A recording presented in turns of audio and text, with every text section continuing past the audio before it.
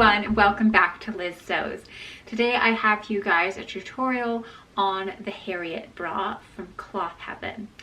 If you are interested in sewing one of these yourself, I will make sure to link that designer in the description box below so you can purchase a copy.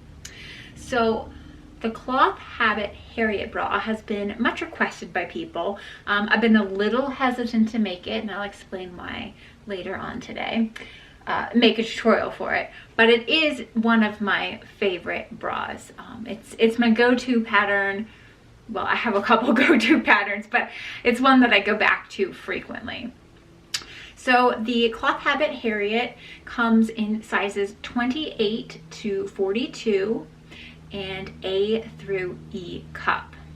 Now, the sizing for this bra is a little bit different than some of the other bras that I've shown.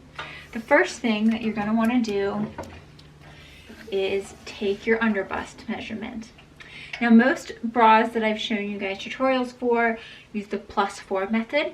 This bra does not. So your underbust measurement is the underbust of your bra. If you have an odd number, so say 33, you're going to round up to a 34. Otherwise, like if you have an even number around your underbust, then that is the band you're going to use. This bra is a little bit tight. It's firmer than a lot of the ready-to-wear bras, so it means like it really locks you in. But I think that is fairly true to form. I might have gone up another band size on this. I think I ended up cutting a 36 when I should have cut a 34. So the next measurement you're going to need is your cup size. And to do that, you want to place your tape parallel to the floor and measure around the fullest part of your bust. Now, the difference between the full bust measurement and your underbust measurement is going to give you your cup size. So if it's a 1 inch difference, that's an A, 2 inch is a B, 3 inch is a C, and so forth. So those are the only two measurements you're going to need to select your size for the Harriet Bra. I'm going to break this tutorial down into 4 days. Today we're just going to look at the different materials that are going to be required, what the different pattern pieces are, how you need to set up your machine. Then tomorrow we're going to get into constructing all of the fabric portions of the bra. On day 3, we'll add in all of our elastics and underwire channeling, and on day 4, we'll finish it up. I hope you guys are excited to join me, and let's get started. So one of the reasons I was a little bit reticent to do a tutorial on the Harriet Bra, even though it's one of my favorite patterns, is just that I've had to alter it quite severely to get it to be my favorite pattern. And that seems consistent from what I hear of a lot of people. Just out of the envelope, it's not great, but I thought, you know, I'm good how to do it. I'll show you the construction method because none of that's going to change. And I'm just going to show you here the changes that I've made to this pattern. So the first off here, you can see like this is what the original looks like, and then this is what I'll be using. I've had to widen it out just a little bit up at this top corner, and that has to do with the way that my wire sits in here. So I want to make sure that I have some wire spring built in, so that you want the wire to have to pull out in order to meet that curve. And when you lay the wire on it as is,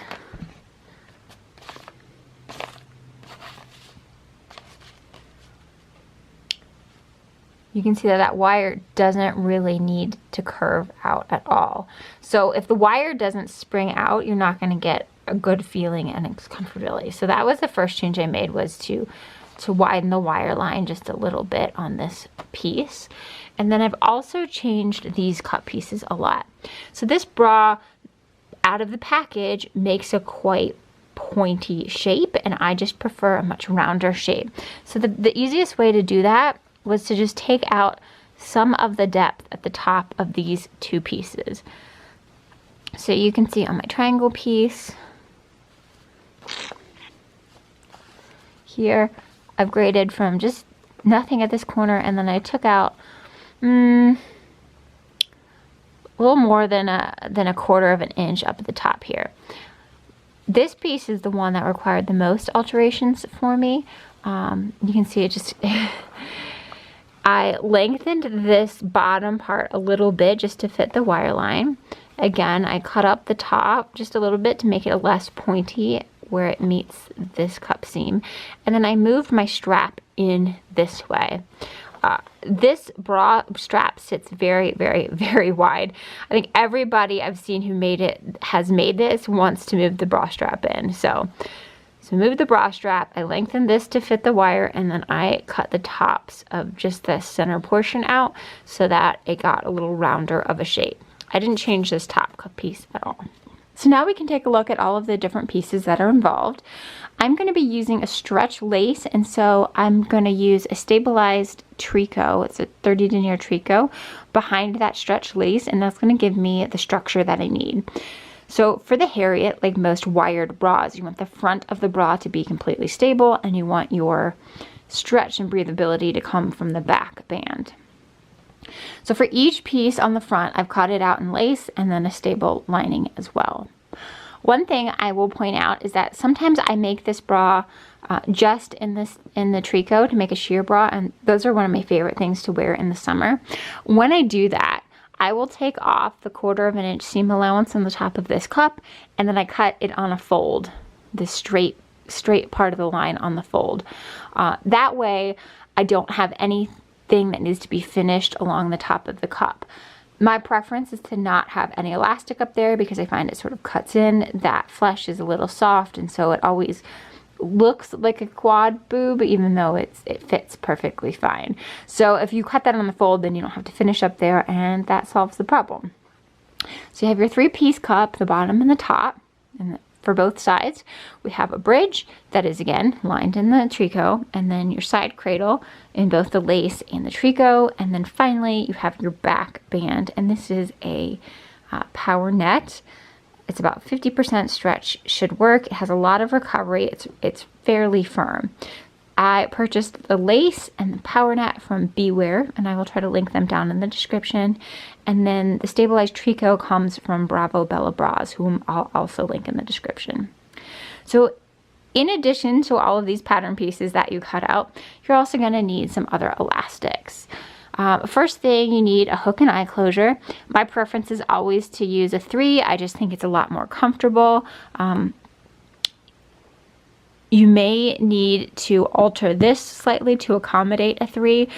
If so, you just scoop out this a little higher versus lower like this. I think in the smaller cup sizes it uses it's drafted for a 2x2, but that's a really easy adjustment to make it wide enough for a 3.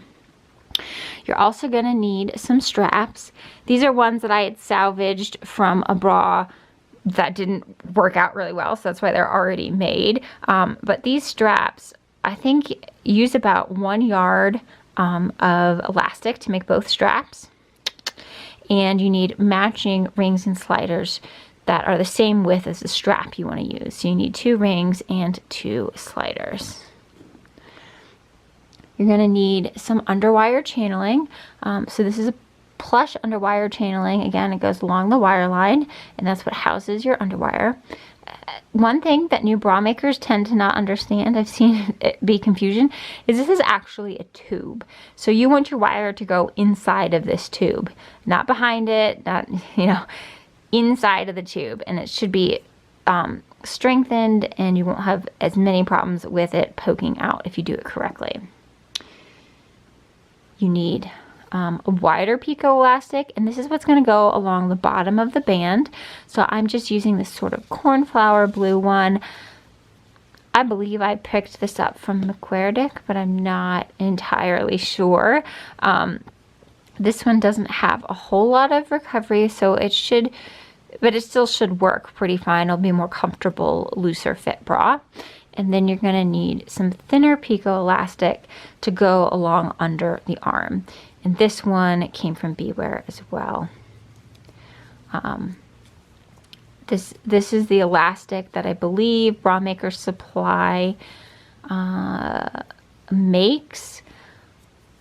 So they have it in a wide range of colors that also match all of their Duoplex and stuff like that. So you have Beware, and the EU is their supplier. and then Bra Maker Supply in Canada, and then Sweet Cups in the US sell this kind of elastic. And this is actually my favorite kind of elastic to use. I like the soft arc on the Picot. It doesn't bother me as much as something that's more like sawtooth like this. So I think that's a lot more comfortable, and then it's pretty firm. I like to get the 30% stretch one, but they also sell them, I believe, in 50 and 70% stretch, but 30 is quite firm. And then last but not least, of course, you're going to need some underwires. So I'm going to be cutting out a 38C, so I'm using a 40 underwire to go with that. There's a chart in the pattern that can help you figure out which underwire size you need based on the size that you are making. So the first thing you're going to do when you sit down is you need a sewing machine. And the only special features that it has to have is it has to do a straight stitch, it has to do a zigzag stitch. I know some of the older singers might not have a zigzag stitch, and in that case you really won't be able to make a bra, just because you need that zigzag stitch to give you some stretch.